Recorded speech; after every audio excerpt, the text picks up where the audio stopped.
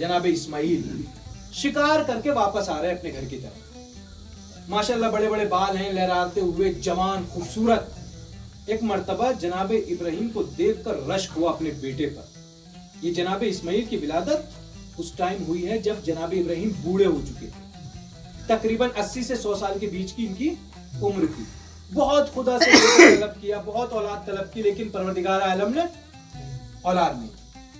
क्यों नहीं दी, उसका हदफ और उसका मकसद मैं बताता हूँ आपको। जनाब इब्राहिम ने जब देखा मेरा बेटा बड़ी दुआओं के बाद, बड़ी हाजतों के बाद, बड़ी तमन्नाओं के बाद इतना खूबसूरत और जवान बेटा मेरा आ रहा है, तो एकदम मोहब्बत पितरी उनके दिल में जागी और कहा कि मेरा कितना प्यारा बेटा है। बस ये मोहब्बत जैसे ही जनाब इब्राहिम के दिल में आई, परवरदिगार आलम ने कहा कि इब्राहिम का इम्तिहान अब इसी मोहब्बत से होगा। ये इब्राहिम का इम्तिहान का है। जनाब इब्राहिम ने बहुत इम्तिहानात दिए। माल का इम्तिहान दिया तो रिसालत मिली, जान का इम्तिहान दिया तो खुल्लत मिली। ये जनाब इब्राहिम यही हैं जो आतिश नमरूद में फेंके गए थे। जब ये इम्तिहान में कामयाब हो गए तो इनको परवरदिगार आलम ने अपना खलील बना लिया। फिर जनाब इब्राहिम ने एक और इम्तिहान लिया, कहा कि बेटा तुम्हारा अब नौजवान है और तुम्हारी मोहब्बत जाग उठी है, अब तुमसे इम्तिहान लिया जाएगा। देखिए जितना बड़ा इंसान होता है ना, उससे उतना ही बड़ा इम्तिहान लिया जाता है। जितना छोटा इंसान होता है उसी की हैसियत के मुताबिक इम्तिहान लिया जाता है। बिल्कुल आप ऐसे समझिए जैसे नर्सरी क्लास में एक बच्चा पढ़ रहा है तो उससे काहे का इम्तिहान होगा, बेटे ABCD सुना दो, बेटे 1 2 3 सुना दो। लेकिन जो हाई स्कूल में, जो BA में, जो M.Tech कर रहे हैं, उनसे कौन सा इम्तिहान? इनसे उन्हीं के मेयार का इम्तिहान ले रहा है परवरदिगार। क्या इम्तिहान लिया? जनाब इब्राहिम जब रात को सोए तो ख्वाब में आया कि अब ये बेटे को आप अल्लाह की राह में कुर्बान कर दो। जनाब इब्राहिम जागे और थोड़ी सी हालतें शक में पड़ गए कि ये वैसा ही ख्वाब है या खुदा की तरफ से आया हुआ ख्वाब। अच्छा, इंतजार किया, अगला दिन आया, फिर सोए, फिर ख्वाब में आया कि इब्राहिम अपने बेटे इस्माइल को अल्लाह की राह में कुर्बान कर। देखिए जिसका एक बेटा हो और बुढ़ापे में बेटा पैदा हुआ हो, उसके दिल से पूछिए कि बेटे की कुर्बानी क्या होती है। तीसरे दिन जनाब इब्राहिम जब सोए तो फिर ख्वाब में आया कि इब्राहिम इस्माइल को कुर्बान कर दो। बस अब जनाब इब्राहिम के लिए ये हुज्जत हो गया, क्योंकि नबी का ख्वाब नहीं होता है, नबी का ख्वाब हकीकत होता है। अब जनाब इब्राहिम अपनी अहली और अपनी ज़ौजा को कैसे बताएं एक माँ की मोहब्बत और एक बेटा जो नौजवान, इतना खूबसूरत बेटा जो नबी हो बेटा। जनाब इब्राहिम जनाब हाजरा के पास गए, कहा कि मेरे बेटे इस्माइल को जरा तैयार करो, इसको अच्छा लिबास पहनाओ, इसको नहलाओ, इसको अच्छा लिबास पहनाओ। कहा कि इब्राहिम खैरियत तो है? कहा कि एक महबूब से मुलाकात कराने के लिए लेके जाना है। कहा कि अच्छा। जनाब हाजरा ने उसको तैयार किया, जनाब इस्माइल को तैयार किया, अच्छे कपड़े पहनाए, बालों में कंघा किया और तैयार करके जनाब इब्राहिम के हवाले कर दिया। अब जनाब इब्राहिम ने जनाब हाजरा से एक और सवाल किया कि हाजरा हो गया? तो जनाब इब्राहिम के पास आया, कहा इब्राहिम जो तुमने ख्वाब देखा था वो ऐसे ही शैतानी ख्वाब था, वो परवरदिगार आलम की तरफ से तुम्हारे को वही नहीं थी।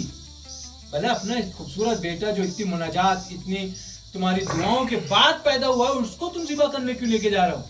जनाब इब्राहिम समझ गए कि ये शैतान है। जनाब इब्राहिम ने कुछ कंकड़ी, कुछ पत्थरों को उठाया और उस पर फेंका और चले गए।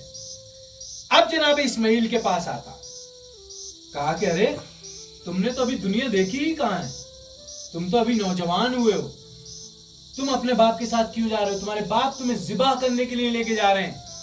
तो एक मर्तबा जनाब इस्माइल ने बड़ा खूबसूरत जुमला कहा कि अगर राह खुदा में कुर्बान होना इस इस्माइल के लिए मुमकिन है तो 1000 बार इस्माइल राह खुदा में कुर्बान हो जाएगा।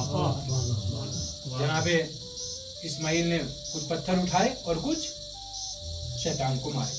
ये वही अमल है जो हाजी हज में अंजाम देते हैं। کہ آپ دیکھتے ہیں 3 شیطانوں کو پتھر مارا جاتا ہے، وہ اسی لیے مارا جاتا ہے کہ شیطان بھیس بدل کر انسان کو بہکانے کے لیے آتا ہے. تو رمی جمرات کا مطلب یہ ہے، پتھر مارنے کا شیطان کو مطلب یہ ہے کہ دیکھو شیطان اگر راہ خدا سے بھٹکانے کے لیے اگر تمہارے پاس آ جائے تو اس کو پتھر مار کے بھگا دینا، اس کا خود شکار مت ہو جانا. یہ ہے، اور آئے گا جب آپ کوئی کار خیر انجام کرنے کے لیے اقدام کریں گے تو شیطان آپ کو بہکانے کے لیے ضرور آئے گا. ارے اپنی دولت کو اس کے لیے دے رہے، ارے وہ غریب نہیں ہے، وہ غریب بنتا ہے، تم اپنے پیسوں کو مت دو. کیا یہ شیطان کبھی کسی انسان کی شکل میں آ جاتا ہے، کبھی بیوی کی شکل میں آ جاتا ہے، کبھی بچوں کی شکل میں آ جاتا ہے. اگر انسان کوئی کار خیر انجام دینا چاہتا ہے تو اس کے لیے رکاوٹ بنتا ہے. ارے کسی کو پیسے مت دو، تمہارے مال میں کمی ہو جائے گی.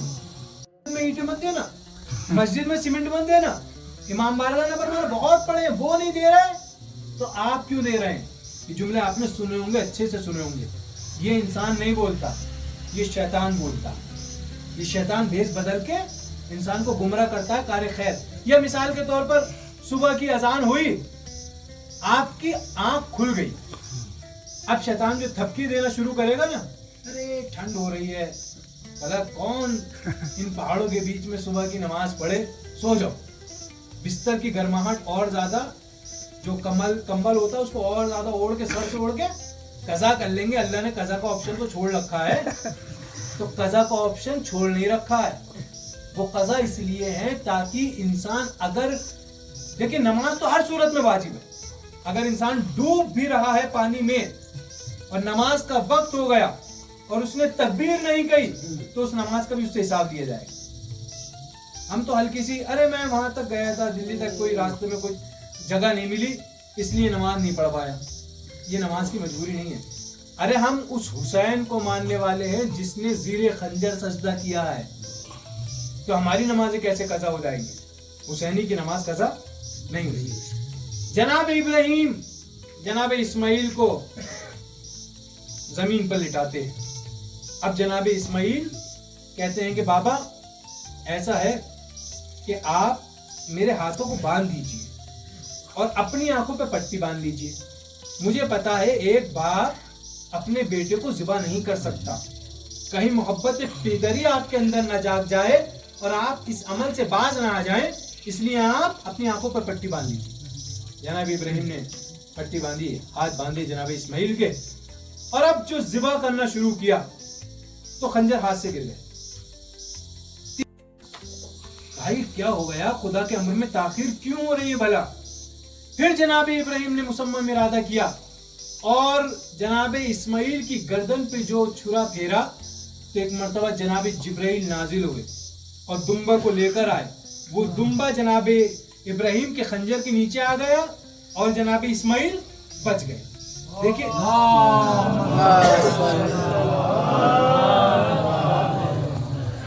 نہ جناب اسماعیل ذبح ہوئے، جناب اسماعیل ذبح تو نہیں ہوئے، لیکن اللہ نے اس امتحان کے بدلے جناب ابراہیم کو ایسی نعمت سے نوازا کہ کسی نبی کو اور دیا ہی نہیں سوائے خاتم النبیین کے.